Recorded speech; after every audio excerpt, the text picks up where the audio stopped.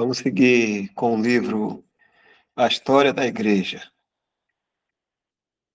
O tema aqui é Roma e seus governantes, 64 depois de Cristo, até 177 depois de Cristo.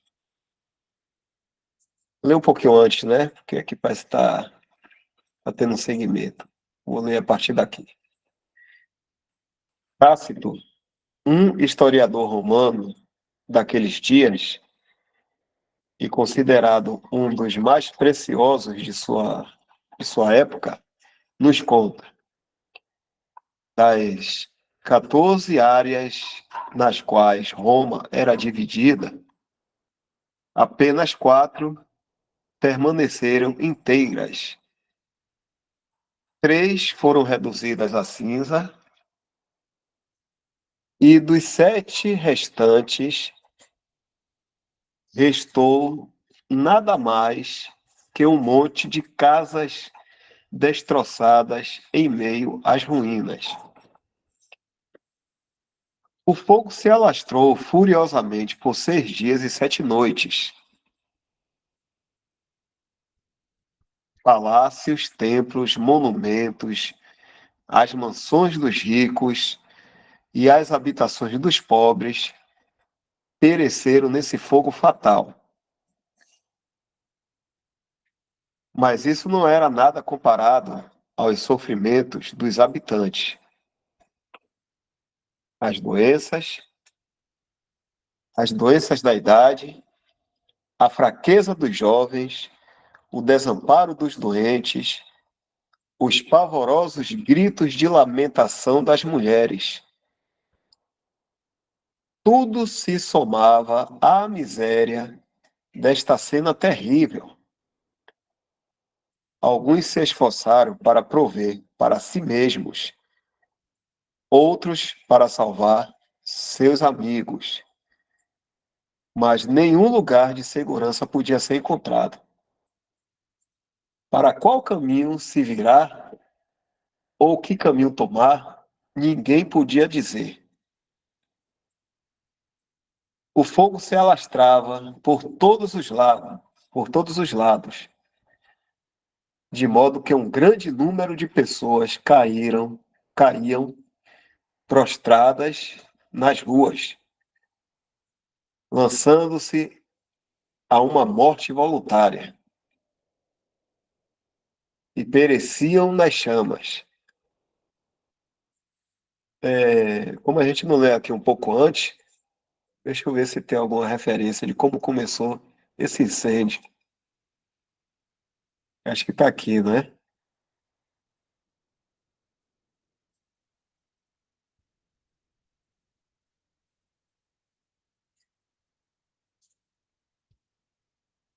Deixa eu dar uma olhadinha aqui.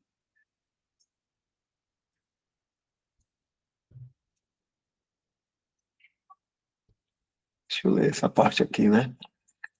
No mês de julho do ano de 64 depois de Cristo, um grande incêndio irrompeu no Circo Máximo e continuou a se espalhar até que deixou em ruínas toda toda a antiga grandeza da cidade imperial. As chamas se estenderam com grande rapidez e, sendo Roma uma cidade de ruas longas e estreitas e de montes e vales, e tendo o vento ajudando o fogo a se alastrar, logo se tornou um caos generalizado. Em pouco tempo, a cidade inteira parecia envolta em um mar de chamas ardentes. Parece que era um circo aqui, não um circo máximo. Continuar.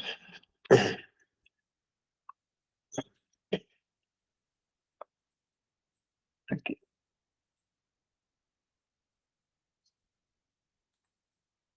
A questão importante quanto à origem do fogo era agora discutida em todos os lugares. Quase todos acreditavam que a cidade foi queimada por incendiários e por ordens do próprio Nero. Era certo que o número de homens foram vistos estendendo as chamas em vez de extingui-las, afirmando ousadamente que eles tinham autoridade para fazê-lo. Foi também geralmente relatado que, enquanto Roma estava em chamas, o desumano monstro Nero permaneceu em uma torre de onde podia assistir o progresso do incêndio, divertindo-se, tocando a queda de Troia em sua lira favorita.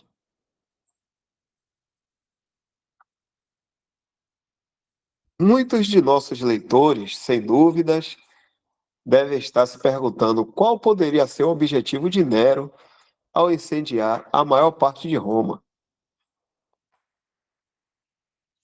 O objetivo, acreditamos, era de poder reconstruir a cidade em uma escala de maior magnificência, para então chamá-la com seu próprio nome. E ele tentou fazer isso imediatamente, de maneira grandiosa. Mas tudo o que ele fez não conseguiu restabelecer-lhe o favor popular, ou remover a infame acusação de ter incendiado a cidade.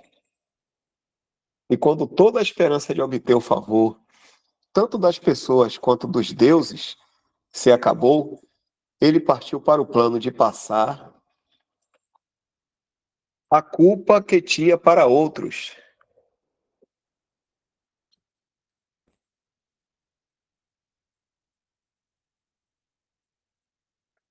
Ele sabia bem da impopularidade dos cristãos, tanto com os, tanto com os judeus quanto com os pagãos, para decidir fazer deles seu bode expiatório. Um rumor logo se espalhou de que os incendiários tinham sido descobertos e que os cristãos eram os criminosos. Muitos foram imediatamente presos para que pudessem ser levados a uma punição à altura e para satisfazer a indignação popular. Chegamos então à primeira perseguição sob os imperadores, ou debaixo dos imperadores.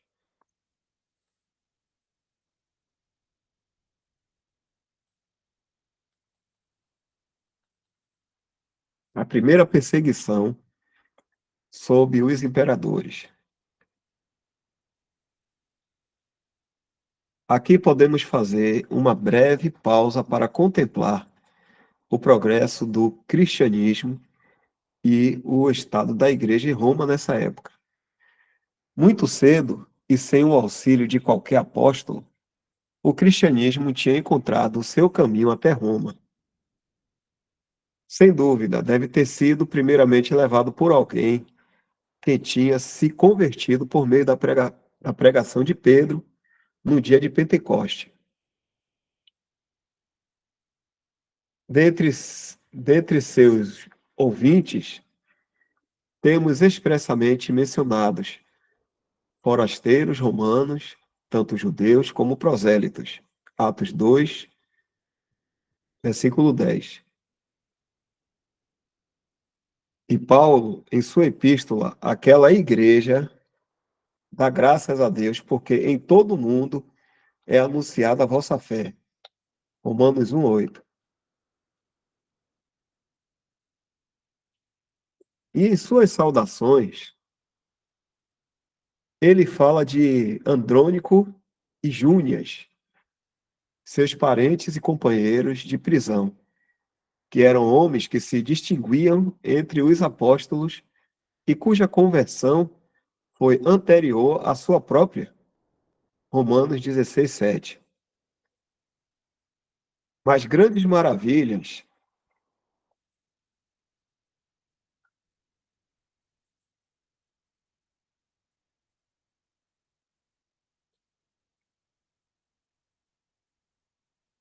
Vocês estão me ouvindo? Sim, estamos te ouvindo. Ah, certo. Acho que deu. Olha aqui no celular. Pronto, vou continuar.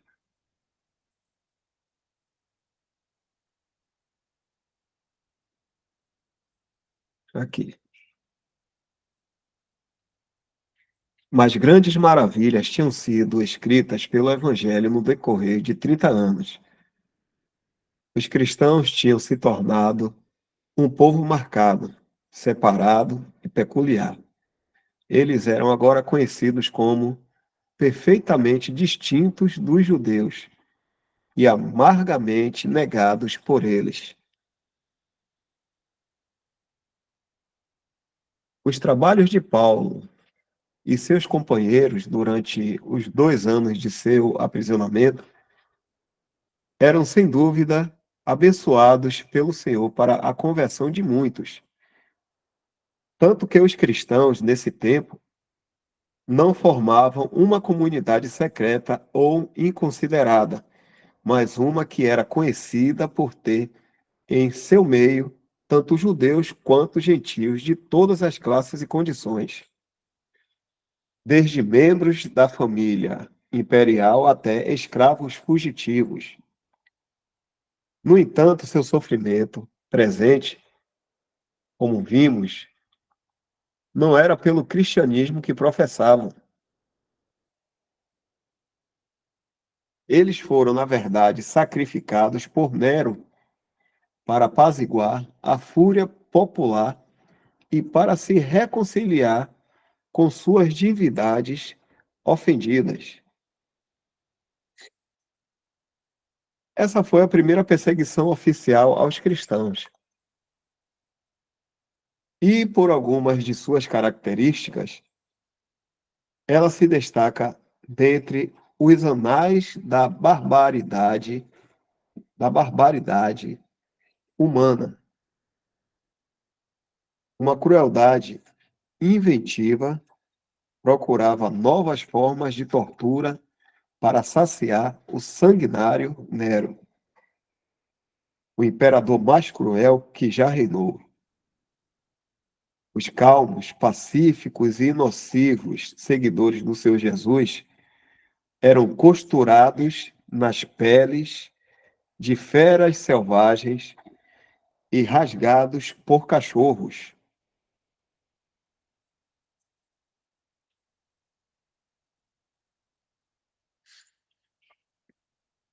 Outros eram envoltos em um tipo de roupa coberta com cera, piche e outros materiais inflamáveis, tendo uma estaca debaixo do queixo para mantê-los na vertical,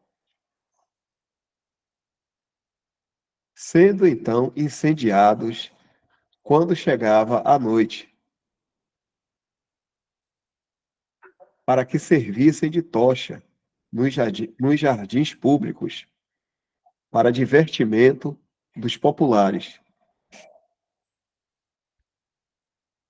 Nero emprestou seus próprios jardins para tais exibições, dando entretenimento ao povo.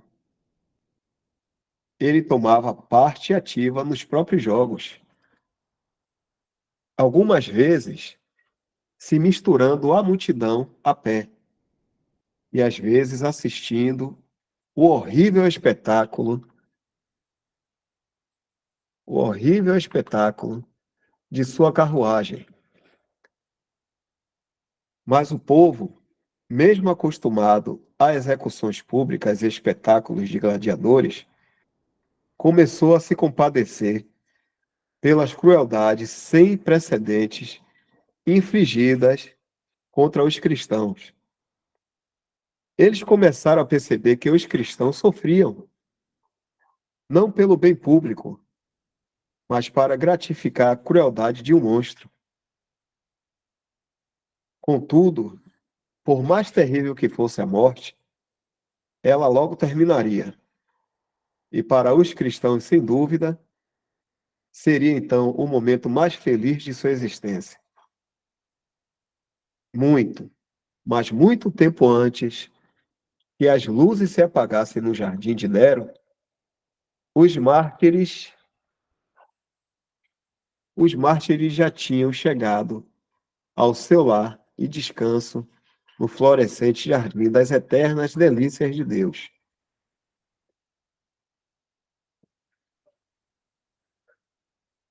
Esta preciosa verdade aprendemos do que o Salvador disse ao ladrão arrependido na cruz: Hoje estarás comigo no paraíso. Lucas 23, 43. Embora os historiadores não entrem em acordo quanto à extensão ou duração dessa terrível perseguição, há muitas boas razões para crer que ela se espalhou pelo império e durou até o fim da vida do tirano. Ele morreu por sua própria mão, na mais absoluta miséria e desespero, em 68 depois de Cristo. Cerca de 4 anos depois da queimada de Roma e um ano após o martírio de Pedro e Paulo. Perto do fim de seu reinado, os cristãos eram obrigados, sob as mais pesadas penas, até mesmo de morte, a oferecer sacrifícios ao imperador e aos deuses pagãos. Embora tais decretos estivessem em vigor, a perseguição deve ter continuado. Após a morte de Nero, a perseguição cessou e os seguidores de Jesus desfrutaram de relativa paz até o reinado de Domiciano, um imperador que ficava só um pouco atrás de Nero em termos de maldade. Mas enquanto isso, devemos mudar de assunto por um momento e tomar nota do cumprimento de um dos avisos mais solenes do Senhor, a queda de Jerusalém. Dá uma pausazinha aqui, algum irmão quer falar alguma coisa, o irmão que esteja em comunhão.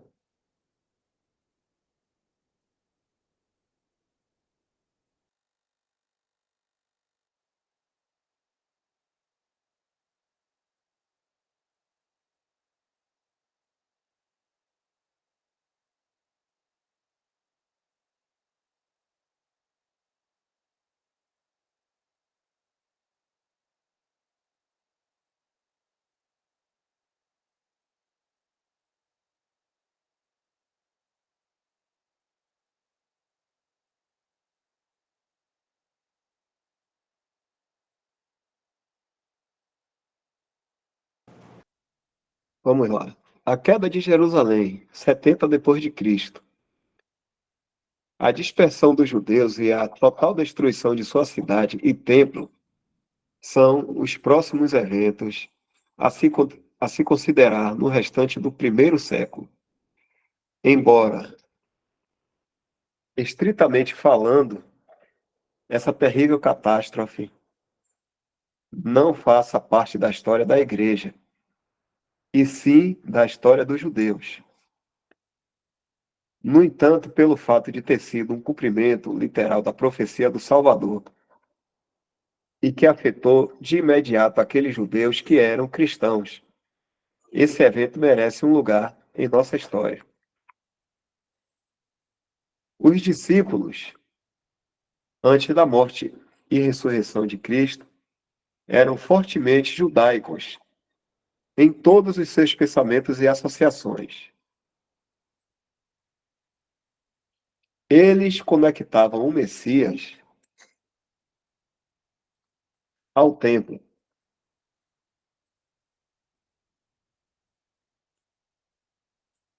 Seus pensamentos eram de que ele deveria libertá-los do poder dos romanos e que todas as profecias sobre a terra, as tribos, a cidade e o templo seriam cumpridas.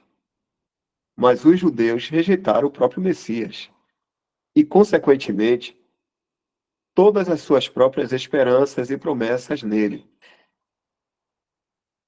As palavras iniciais de Mateus 24 são muito significativas e importantes. E quando Jesus ia saindo do templo, o templo estava agora de fato vazio aos olhos de Deus.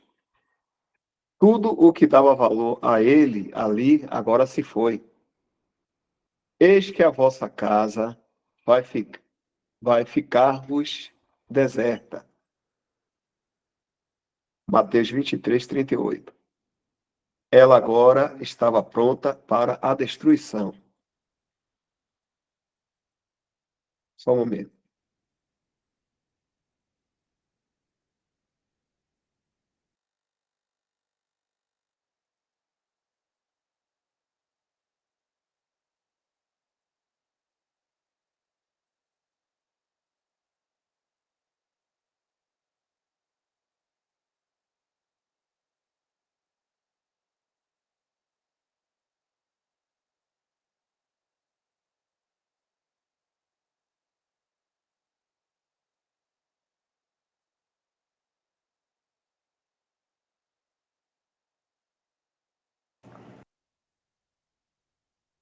Aproximaram-se dele os seus discípulos para lhe mostrarem a estrutura do templo. Mateus 24, 1. Eles ainda se ocupavam com a grandeza e glória externas dessas coisas. Jesus, porém, lhes disse: Não vedes tudo isto?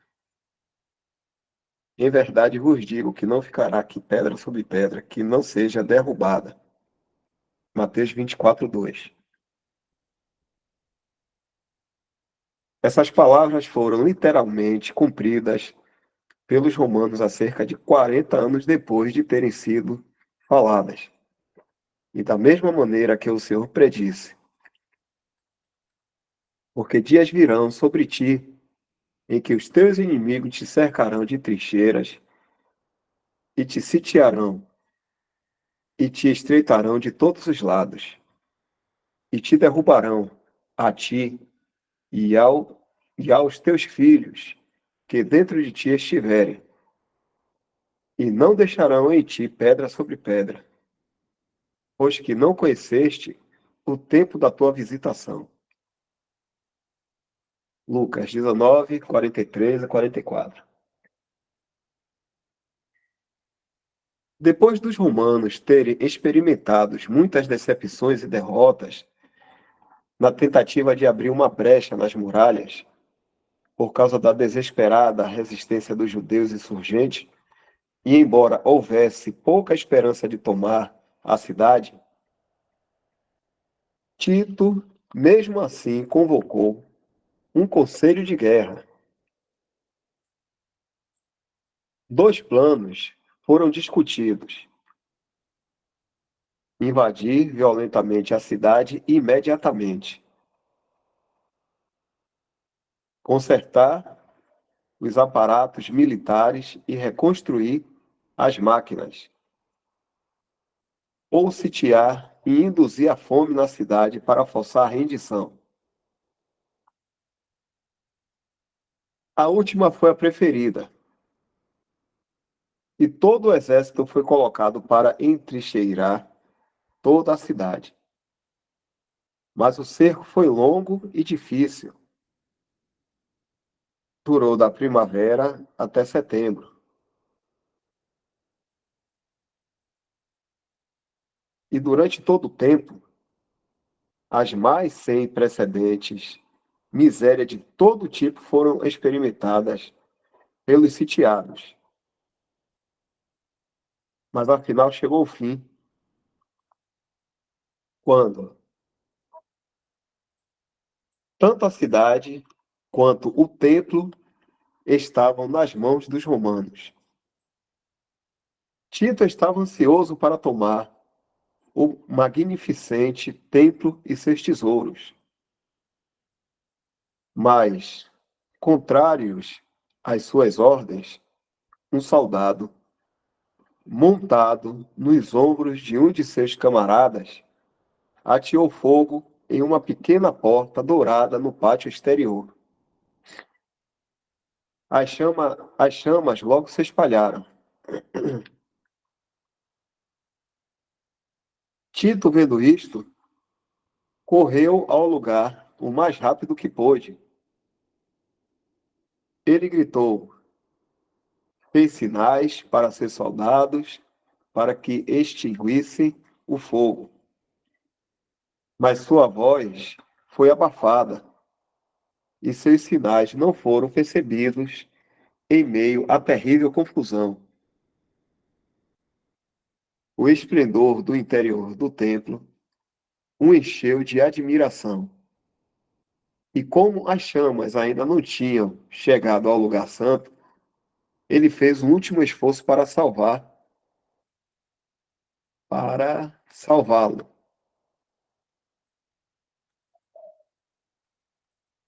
Exortando os soldados a apagar o incêndio, mas era tarde demais. Chamas ardentes se erguiam por todas as direções, e a feroz excitação da batalha, somada à insaciável esperança de pilhagem, tinha atingido seu ápice. Tito mal sabia que alguém que era maior que ele tinha dito: não ficará aqui pedra sobre pedra que não seja derrubada.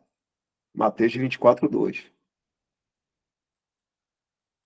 A palavra do Senhor, e não os comandos de Tito, devia ser obedecida. O templo foi realmente arrasado até as fundações, de acordo com a palavra do Senhor. Para quase todos os aspectos particulares desse terrível cerco, estamos em débito com Joséfo, que estava no acampamento romano e próximo da pessoa de Tito naquele tempo. Ele agiu como intérprete quando foram tratados os termos entre Tito e os insurgentes. Os muros e baluartes de Sião pareciam inconquistáveis para os romanos, e Joséfo ansiava muito por um tratado de paz.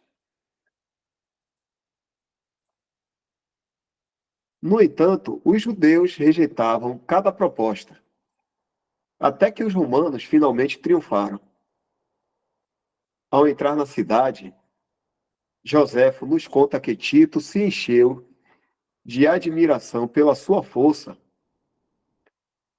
De fato, ao contemplar a sólida altitude das torres, a magnitude de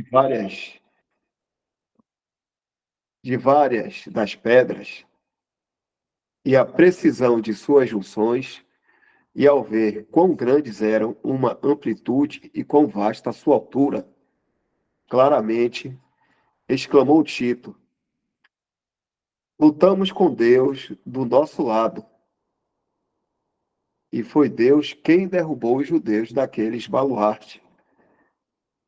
Pois o que as mãos humanas ou máquinas podiam fazer contra aquelas torres?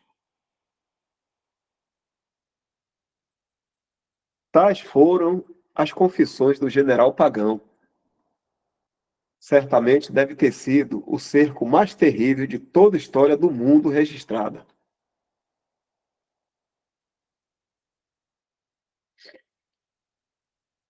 Os relatos dados por Joséfo sobre os sofrimentos dos judeus durante o cerco são horríveis demais para serem transferidos para nossas páginas. Os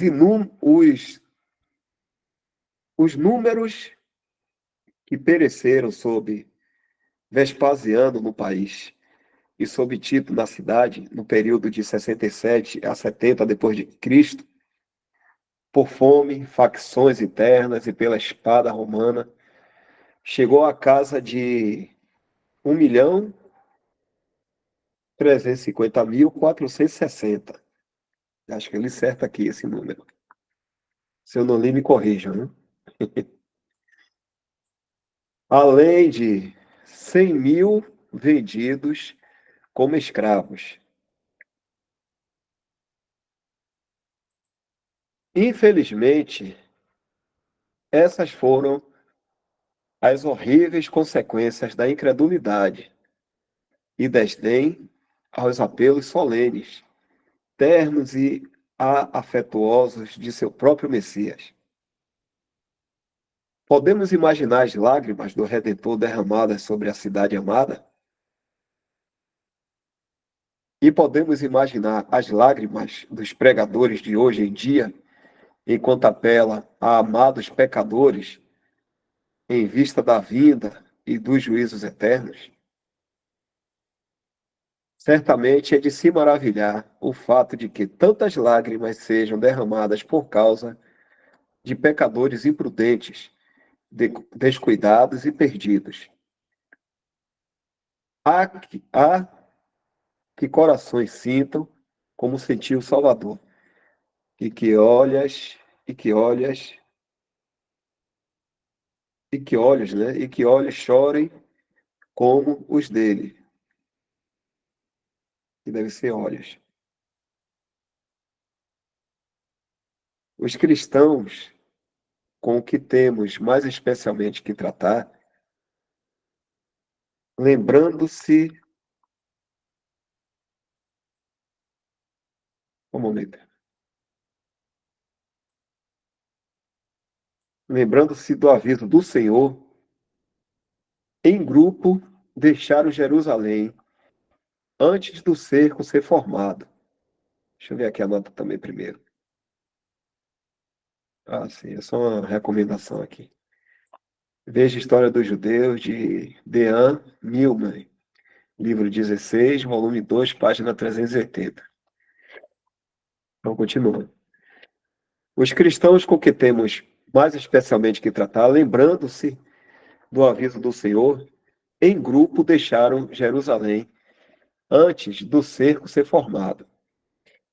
Eles viajaram para Pela, uma vila além do Jordão, onde permaneceram até que Adriano lhes permitiu retornar às ruínas da antiga cidade. Isso nos leva ao fim do primeiro século. Durante os curtos reinados de Vespasiano e de seu filho Tito, o número de cristãos deve ter crescido consideravelmente. Isto aprendemos não de algum relato direto que possamos ter sobre a prosperidade deles, mas das circunstâncias incidentais que provam isso e que vamos conhecer em seguida. Dá uma pausazinha.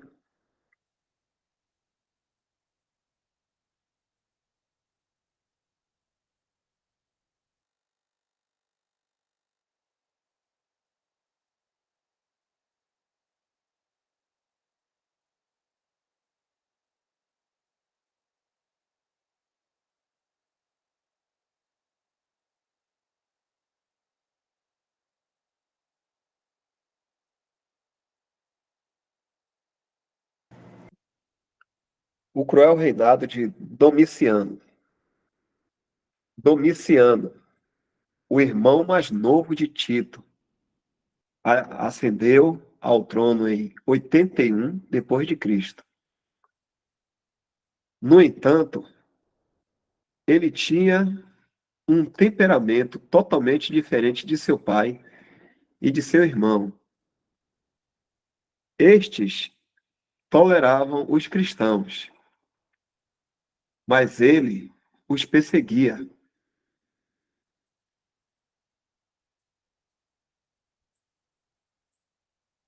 Seu caráter era covarde, suspeitoso e cruel.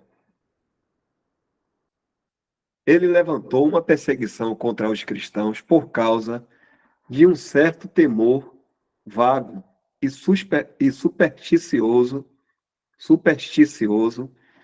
que ele nutria sobre a possível aparição de uma pessoa nascida na Judéia, da família de Davi, e que deveria obter o império do mundo.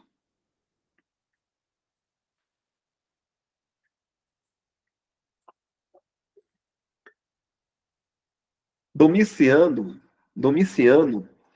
não poupou nem os romanos de nascimento, da mais ilustre e alta posição, que tinham abraçado o cristianismo.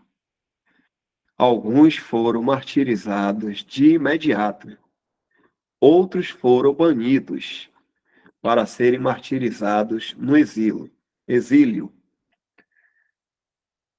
Sua própria sobrinha, Domitila, e seu primo Flávio Clemente, para quem tinha sido dada em casamento, foram vítimas de sua crueldade por terem abraçado o Evangelho de Cristo.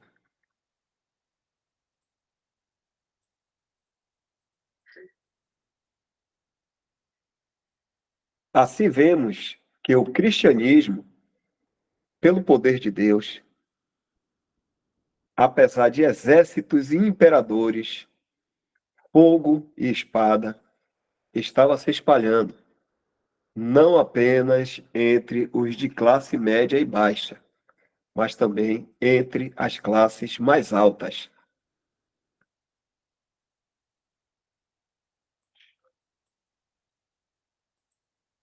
Domiciano, diz Eusébio, o pai da história eclesiástica, tendo exercido sua crueldade contra muitos, e injustamente matando não poucos homens nobres e ilustres de Roma, e tendo, sem causa, punido um vasto número de homens honráveis com o exílio e a confiscação de suas propriedades, por fim estabeleceu a si mesmo como o sucessor de Nero em termos de ódio e hostilidade contra Deus.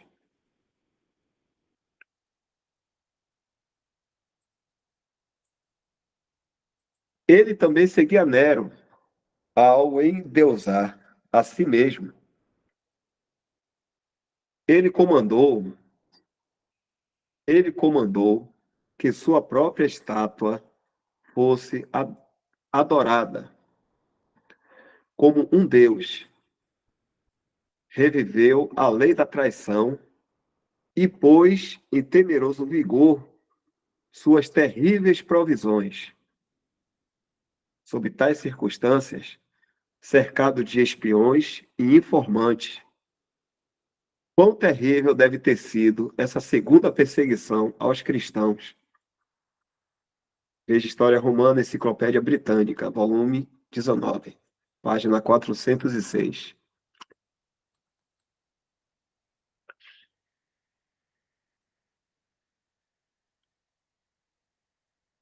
Mas o fim desse tirano fraco, vão e desprezível, se aproximava.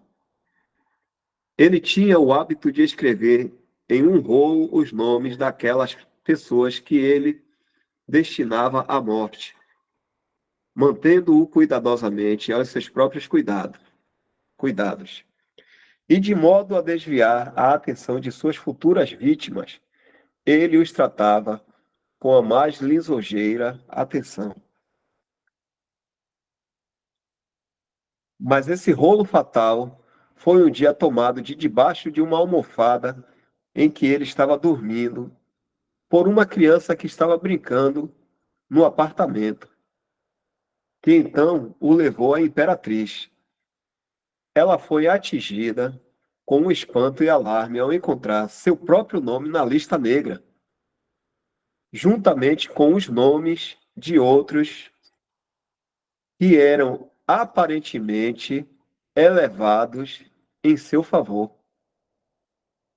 Assim, a imperatriz comunicou o conhecimento de seu perigo, e não obstante toda a precaução que a covardia e astúcia podia sugerir, ele foi expulso por 2 oficiais de sua própria casa.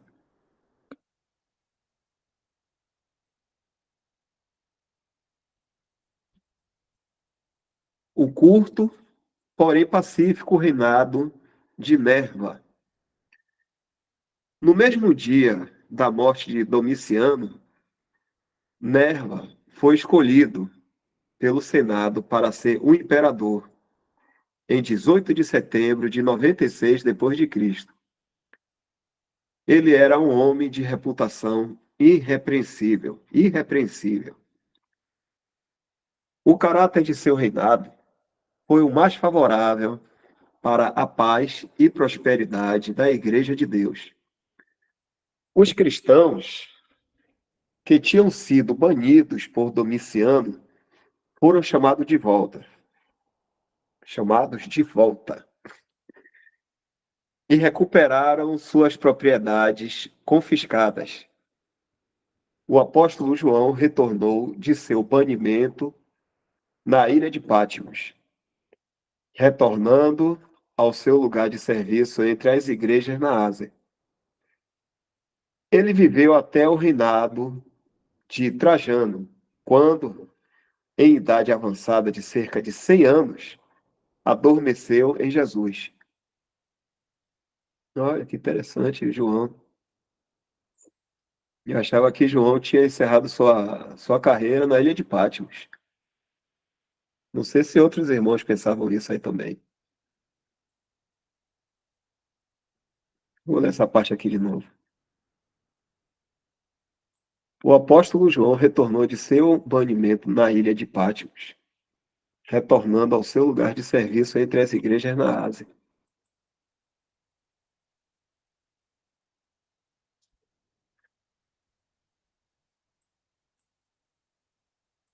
Nerva iniciou seu reinado remediando as injustiças, repelindo os estatutos iníquos, decretando boas leis e dispensando favores com grande liberalidade. No entanto, sentindo-se inadequado quanto aos deveres de sua posição, adotou Trajano como colega e sucessor ao império, e morreu no ano 98 depois de Cristo.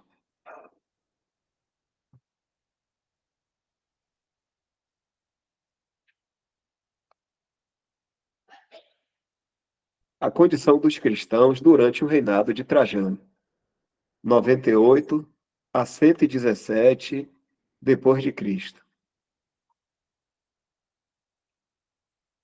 Uma vez que a história externa da igreja tenha sido afetada pela vontade de um homem, será, portanto, necessário observar, embora brevemente, a disposição da paixão pelo governo do príncipe reinante.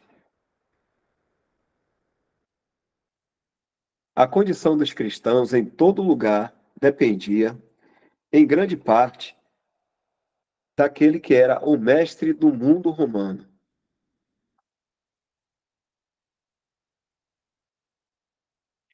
E, de certo modo, do mundo todo. Ainda assim, Deus estava e está acima de tudo. Trajano foi um imperador de grande renome. Talvez nunca mais alguém assim tenha se sentado no trono dos Césares. O mundo romano, dizem, alcançou seus mais amplos limites por suas vitórias.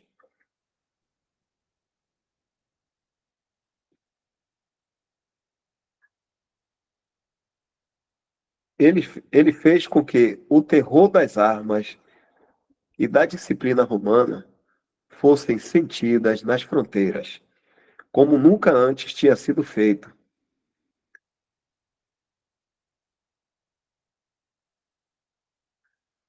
Ele foi, portanto, um grande general e soberano militar, e possuindo uma grande e vigorosa mente, ele foi um governante capaz, fazendo Roma florescer sob sua influência.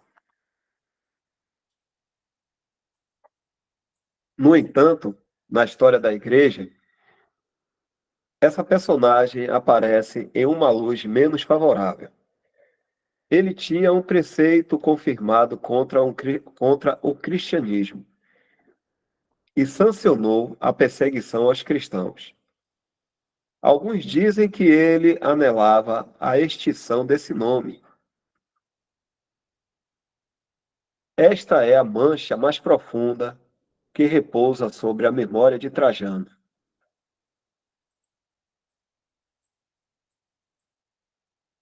Mas o cristianismo, apesar dos imperadores romanos, das prisões romanas e das execuções romanas, prosseguiu em sua silente e firme caminhada. Em pouco mais que 70 anos depois da morte de Cristo, o cristianismo tinha feito tão rápidos progressos em alguns lugares que chegavam a ameaçar a queda do paganismo. Os templos pagãos estavam desertos, a adoração aos deuses foi negligenciada, e as vítimas para os sacrifícios eram raramente compradas.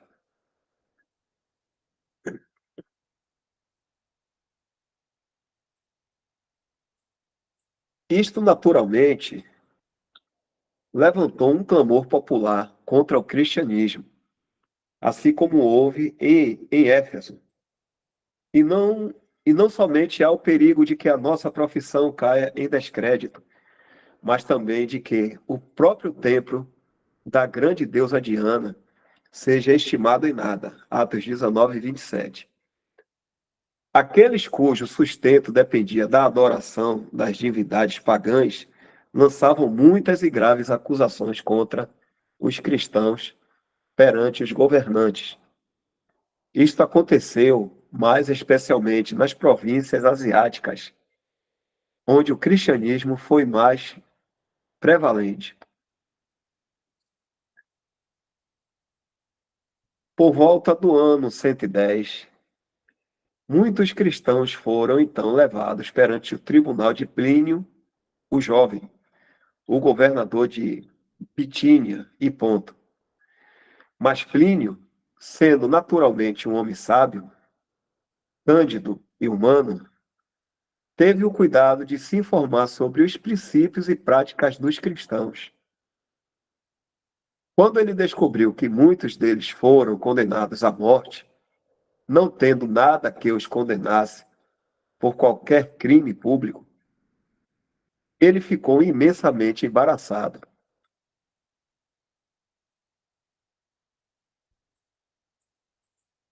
Ele não tinha tomado parte em tais assuntos antes, e nenhuma lei sobre o assunto existia até então.